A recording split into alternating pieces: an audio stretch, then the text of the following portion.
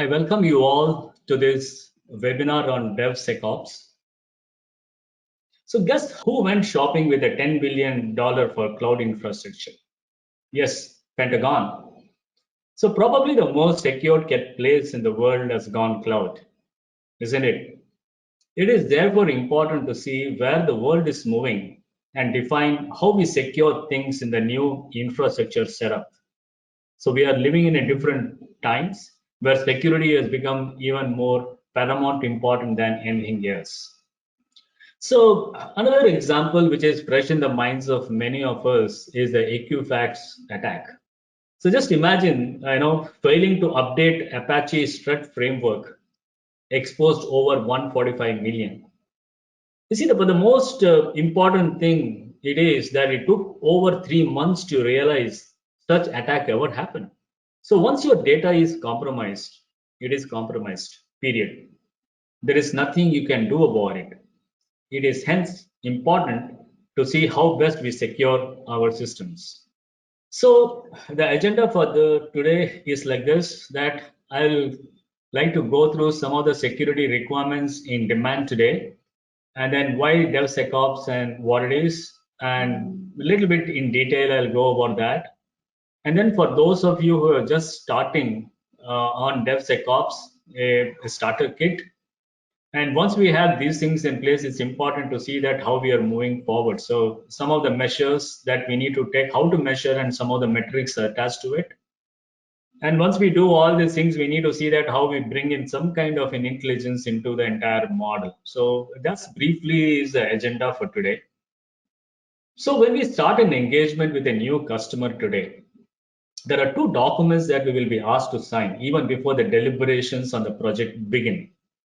One is a NDA or non-disclosure agreement, and second is a security compliance questionnaire.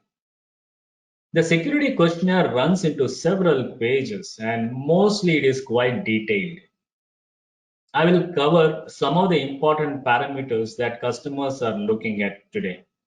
So you will see in front of you now there are about 16 parameters. So let me tell you that as we speak, these parameters keep changing, but today we are saying these are the most common parameters on which the security of any organization is assessed, and each one is extremely important. So as you see, one of them is the encryption of data. Okay, so if we are handling data while developing the application or maintenance phase or during the QA, customers want to ensure that their data is secure and hence would like to know the encryption technique and methodology that is being used.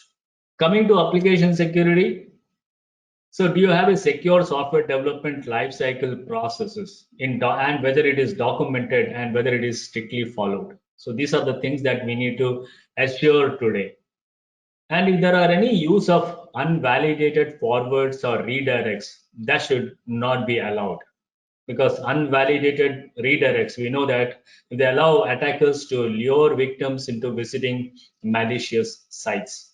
So when it is coming to application security, while we talk about, when we typically talk about security, we talk about security in general or with respect to infrastructure. So it's very important that while we are building an application, the application itself is built within all the security parameters. So hence it's important that what kind of a threat model you're building into your application. That's very, very important. And some of the things, the minimum that you should have in that is, do you have, what is the scope under which you're building this model? Whether your threat model, whether there are any limitations, okay? And detailing of any risks that are identified. And if you are actually following any threat model, so that model should be mentioned. And briefly, I'm going to touch about towards the end some of the threat models.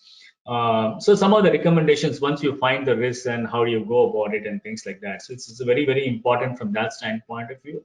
Monitoring and log management is equally important because logs keep track of our past, whatever we have done. So from information security events, it is very, very important that these are established log retention policy we need to have, where policy must be compliant with local rules and regulations. And it must also be assured that audit logs do not print sensitive data. For example, sensitive personal data or credentials, etc., should not be printed or made no one are available. So data retention. So there are, if I can go on, but then we don't have so much of time. So data retention is important. How do you take up of your backup and recovery systems? How you take care of your network security? And then there are vendors, and how do you ensure that, well, your own systems are secured? How are you ensuring your vendor is equally sensitized with the security aspects and things like that? So how do you ensure that those are also audited? Now let us look at a very high level synopsis of what is DevSecOps. So when we have a DevOps, okay, we feel that everything is under control. I mean that development and operations are together, and then you have all the tools to take care of it. But then it's still an ongoing revolution. I mean, in the sense that a lot of tools are getting, addressed. A lot of new tools are getting integrated, and that also includes a lot of security, brings in a lot of security challenges. And then when we say that when we are just getting ourselves evolved with DevOps, so we are looking at why this another DevSecOps. So primarily, as a best practice, we already heard this for several times now that uh, being a chef left is basically one of the best practice. So anything that you do it much earlier in your life cycle. So bringing the security aspect also much earlier in your life cycle helps you that kind of defects that might come towards the end of your project, where it is very difficult to fix those kind of defects. Now when you do all these things, certainly we have a problem with the skills. So what do? Certainly it is very difficult to get everyone to be skilled on each and every tools that is there in the market. But then it's important that's where it is important for collaborating. And collaboration is very, very important in a DevSecOps environment where people work in collaboration and in knowledge of various tools and technologies. And certainly, when we have this implemented at a very high level, it needs to be automated and bring it up as quickly as possible. And there has to be integrated trigger points wherever there are any issues. And you have any external systems where you want to trigger, maybe a Jira or anything like that. So it has to automatically trigger, a defect and log a defect and things like that. Primarily saying that how much CI/CD pipeline can be automated into the entire thing. So certainly, it is not an easy when we say that you need to implement it. But I think once implemented, the kind of results that you will get is much, much better. And today, security is paramount important. I can't stop talking about it. So coming to the next slide. So what definitely is DevSecOps then? Okay. So one is that you have the SDLC, okay, entire software development lifecycle, right from the architecture to your delivery. How do you integrate your security aspects? Okay. And then you have this periodic security sprints for continuous monitoring of loss or unresolved issues that you may find. So these are the things that needs to be included as part of DevSecOps.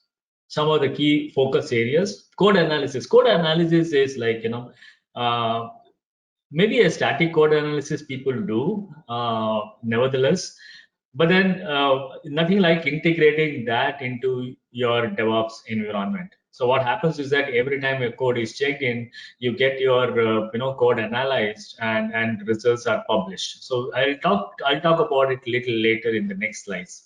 And similarly, vulnerability assessment, knowledge management, all these things are key areas that can be monitored and measured as part of DevSecOps. Skills, bit of I spoke about it. So do you need to have a separate skill as a DevSecOps professionals? The answer is no and yes. So it's basically like not that you need to have a specific team which will be working only on security aspects. You have a development team, you have a security team, and then you have an operations team.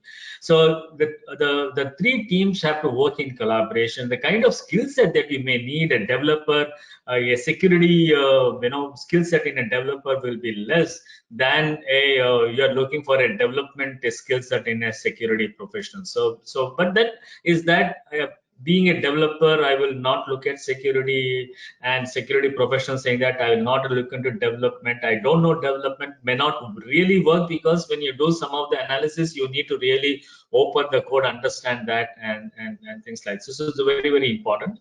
And as we grow, this data with respect to ratio is certainly increasing. Now, today, the next slide is primarily look at it. We are working mostly on the containerization of the entire development, thanks to all the cloud, AWS, Azure, or Google, and things like that. So, typical container management. You see it here right from the bottom. We have DevOps tools, and then you have operating system containers. You have runtime things, you have networking, cluster management, service delivery, and finally on top you have the application scheduling. On the side you have one security, which is paramount important from end to end, and things like that. So when you look at this, when you work on this kind of an environment, it's very important, okay, to check whether the metadata from registry, okay, to track the vulnerability. So you have this metadata. So the metadata where you're using, you need to see, you have to ensure that the registry and things like that, and look at for any vulnerabilities in those. Very, very important. Okay. And then container images. When you use the images from the containers, are these from the trusted sources? It's very, very important. And security policy to define roles, which contains images, can be employed or not. Select on the allowed middleware libraries. For example, it is blacklisted or whitelisted. And are the runtimes and OS levels, are these up to date? These are something which is very, very important to be checked in this environment. Coming now to the starter kit approach for DevSecOps, if somebody is trying to put a new DevSecOps process internally, so the suggested thing is you have this plan, design, code, build, release, deploy, and operate. So each one of these phases are very clearly defined, and when you get into the first stage itself, you work on the risk profiling, you do threat modeling, you need to see that how your defect reporting, what is going to be your response system. And when you do get into the code, okay, so code reviews are done, static analysis are done. But then when I say static analysis, you just don't need to just do static analysis alone. So basically, I'll again talk about it a little later, but it's important that the entire code is analyzed, and it is also triggered through a DevSecOps model, so that you don't have to physically do a static analysis of your code. And then build and test. Again, if you look at it, while you're building and testing, you use a model. OWASP is one of the most adopted model. So you need to ensure that all the vulnerabilities are assessed, and the penetration tests are conducted as per those standards, and ensure that this application and code does not have any vulnerabilities. While release, it's important that when you're getting into the outside of your infra, you need to look at what kind of network analysis scanning can be done. Okay, so you need to do acceptance tests and things like that. So when you do it in a DevOps environment, in this assembly line, all these things can be triggered automatically. So once the build and test is done, when you put into the release knows that a acceptance test has to be triggered. So that becomes, the job becomes much easier to be executed. Once you deploy, obviously you need to look at the vulnerabilities and things like that, and any of the smoke tests that you want to run, you need to look at it. And once it gets into operations mode, okay, outside you're thinking it goes in a 24/7, you need to continuously check for vulnerabilities. And don't forget the patch management, which is extremely important. While your software is developed so beautifully, you have the best threat model that you build in, but then if the environment, outside environment, is not secured, it'll not going to help. Some of the security tools for DevOps, this is the threat model I was talking about. You can use Microsoft threat model. It's one of the most popular, and you can use OWASP for your all vulnerability planning assessments. Code, right from SonarQube to you have AppScan and things like that. You can choose whichever depending upon the technology and the budget you may have. Now, if you don't have one big tool, does not make any difference, because there are a lot of tools, open source tools. In combination of that, you can still achieve several things. Build and test, again, you can use the OWASP model, and there are various VAPT tools. There is a work suite and things like that. There is a release management and then deployment. I think most of you know how you manage this. So once you have done all these things, it's important that you measure. Okay, so how effectively it is being worked. So compliance, checklist and compliance is very important. The scale, whether the model that you have developed now, that the DevSecOps model that we have just built, whether the model is scalable or not. Today, all the business, all the applications that are being developed, mostly it is going to cloud. Primarily, the reason being that their business need to scale. So when you are doing this aspect, you need to look at every aspect. So DevSecOps models, when you put it, need to see whether this model is scalable. Again, how much of that can be automated? Can you look at what is the percentage of things that are automated? When you say that DevOps, we can say that, okay, it is mostly automated, but then in this entire model, there could be still certain things where there will be human intervention may be needed. So if those are the things are needed, for example, let me tell you, so provisioning of some nodes or some containers which needs to do, or some devices on the cloud needs to be provisioned. So you may need sometimes a human intervention. You can see that how much of that also can be automated. So your goal, your measure can be with respect to what is the percentage you want to automate. Okay, and then outcome speed and the security scope is something which is very important, and continuously evolving, because it will be a new system that will be put in. So how much you are learning, how many defects are coming, and measuring your own defects that are being churned out of this model, you need to continuously monitor. So once you achieve that, once you achieve to that level, the next would be like, how do I really take intelligence out of my DevSecOps model? Okay, and here it is like this, that it's so beautiful. For example, if you look at it, the early bird issue finding. Just imagine, just imagine that the continuous improvement in the developer security skills.